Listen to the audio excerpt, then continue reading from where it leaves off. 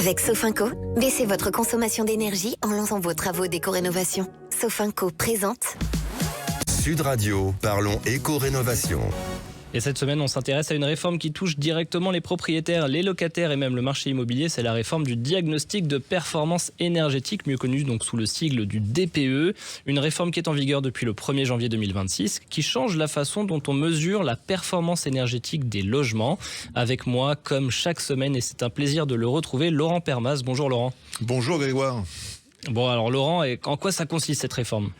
En fait, c'est une réforme qui est passée totalement sous les radars avec les fêtes. On a pensé à bien d'autres choses, mais elle est très très importante et elle a des effets très concrets justement pour chacun d'entre nous, que nous soyons propriétaires, bailleurs, locataires ou futurs acheteurs.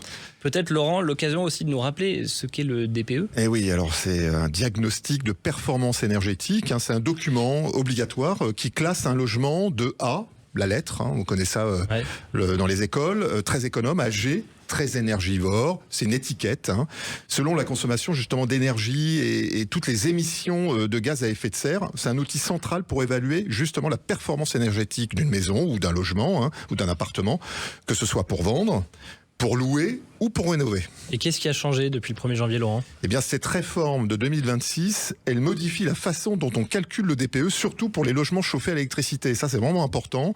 En gros, jusque-là, on utilisait un coefficient de conversion de 2,3, un peu technique, pour traduire l'énergie finale en énergie primaire. Bon, c'était complètement injuste, en fait, notamment pour les logements électriques, car l'électricité française, elle est très peu carbonée. Et puis, depuis 2026, justement, depuis le 1er janvier 2026, ce coefficient est abaissé à 1,9. Alors, là aussi, ça change énormément de choses. Oui, concrètement, qu'est-ce que ça veut dire pour un propriétaire ? En fait, c'est des centaines de milliers de logements qui vont gagner une lettre automatiquement sur leur étiquette DPE sans faire de travaux. Donc, elle pourrait refaire sortir un peu plus de 700 000 logements, voire 800 000, du statut de passoire thermique. C'est une étiquette F ou G. Et ce qui se passe très souvent, en fait, c'est un logement qui est classé justement F en 2025. Pourrait devenir E ou D au 1er janvier 2026, simplement parce que la méthode de calcul a été ajustée. C'est pas négligeable. Laurent, j'imagine que cette réforme, elle a un impact sur les projets immobiliers. Énorme, en fait. Pour la location, un logement classé G qui, vous le savez, ne peut plus être loué depuis 2025. Eh bien, si ce logement sort de ce statut, sort de cette étiquette de passoire thermique, il peut donc tout simplement rester sur le marché locatif sans rénovation. Et puis pour la vente, cette meilleure note va permettre tout simplement de valoriser un peu plus votre bien, car les acheteurs sont assez sensibles en fait sur cette étiquette et du coup demandent des remises parce qu'ils vont être obligés de faire des rénovations énergétiques. Donc là aussi, ça change énormément la valeur du bien. Alors certains disent que cette réforme, c'est une bonne nouvelle pour les propriétaires, notamment ceux qui se chauffent à l'électrique, mais il y a aussi des critiques. Oui, alors beaucoup de propriétaires, surtout ceux qui ont des logements en fait chauffés à l'électricité, forcément pour eux c'est une bonne nouvelle, c'est une bouffée d'oxygène de gagner une lettre sans travaux. Mais certains acteurs estiment qu'en donnant une meilleure note mécanique, on risque d'atténuer l'incitation à vraiment rénover les logements. Autrement dit, on pourrait voir moins de travaux engagés, alors que l'ambition de rénovation énergétique en fait reste essentielle à long terme. Mais ça, on le sait, c'est l'audit énergétique au-delà de l'étiquette. Et vous, Laurent, vous conseillez de faire quoi à nos auditeurs ? En fait, la première chose à faire, c'est on ressort un peu dans ces archives votre DPE, si vous en avez fait un. Et si votre logement est chauffé à l'électricité, il peut tout simplement avoir gagné une classe automatiquement. Donc pensez à télécharger la nouvelle étiquette sur le site officiel du gouvernement. Et puis anticiper vos rénovations, même avec une meilleure note sur le papier, en fait, de travaux d'isolation, de changement de chauffage.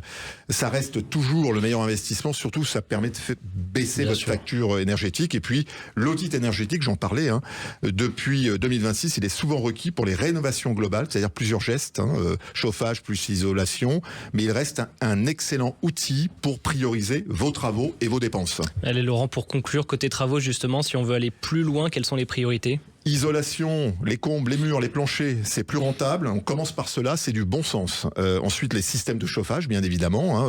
Le vieux convecteur par une pompe à chaleur ou une chaudière moderne. Et puis la ventilation, là aussi, c'est les 3 effets clés, avec très souvent oublié.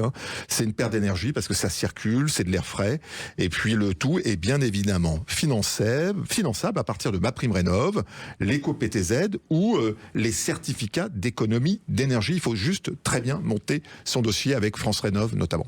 Merci beaucoup Laurent Permas. Une réforme qui modifie les règles de calcul, qui améliore parfois automatiquement votre note, mais attention, elle ne remplace pas les travaux essentiels à long terme pour vraiment réduire la consommation énergétique de votre logement. À bientôt sur Sud Radio. Sud Radio, parlons éco-rénovation. Avec Sofinco, lancez vos travaux d'éco-rénovation pour baisser votre consommation d'énergie.